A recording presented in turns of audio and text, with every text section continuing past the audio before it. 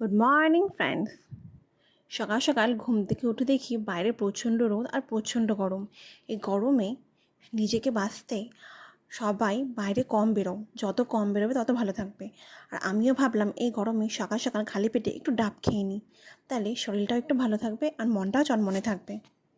সকাল সকাল আমার ব্রেকফাস্টে ছিল রুটি, মুসুর ডালের তরকা, ডিম ভুজিয়া, শসা, পেঁয়াজ। সকাল সকাল এরকম ব্রেকফাস্ট হলে আর কোনো কথা হবে না, সেই খাওয়াটা সেই জমে যায়। তারপর দুপুরে হালকা একটু লাঞ্চ করে নিলাম। কদিন ধরে একটা প্রবলেম ফেস করছিলাম, এসি চালালে বেশিক্ষণ ঘর ঠান্ডা থাকছিল না। তার দরুন অনেকক্ষণ এসি চালিয়ে রাখতে হতো আর ঘরটা বেশিক্ষণ ঠান্ডা থাকতো না।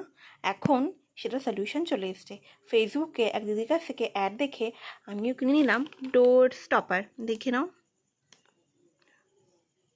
এটা অনেকটাই বড় থাকে, 40 ইঞ্চি থাকে, যার যেরকম দরজার সাইজ সে অনুযায়ী কেটে নিয়ে অ্যাডজাস্ট করতে পারবে। আমি একবার একটু খুলে দেখিয়ে দিই তোমাদের।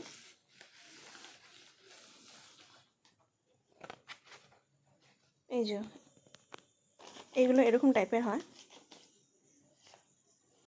এই ডোর স্টপারগুলো আমার অ্যাপ্রক্স এক একটা 80 রুপিস করে পড়েছিল। একটু বেশি নিয়েছিলাম বলে কম পড়েছিল। তোমরাও যদি একটু বেশি কিনতে চাও তাহলে 80 রুপিস করে পড়বে, আর 1 পিস নিতে গেলে 100 করে পড়বে। দেখো আমি আমার দরজার নিচ থেকে লাগিয়ে নিয়েছি এইভাবে।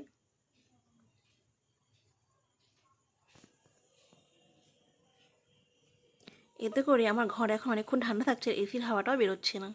তোমরা কে কে কিনতে চাও ডোর স্টপার আমাকে ইনবক্সে মেসেজ করো, আমি দিদিটার নাম্বার কমেন্ট বক্সে দিয়ে দেবো।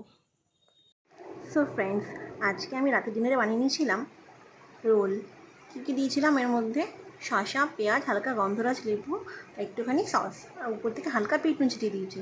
তো বন্ধুরা, আজকের জন্য এইটুকুই। গুড নাইট, আবার দেখা হচ্ছে নেক্সট ব্লগে।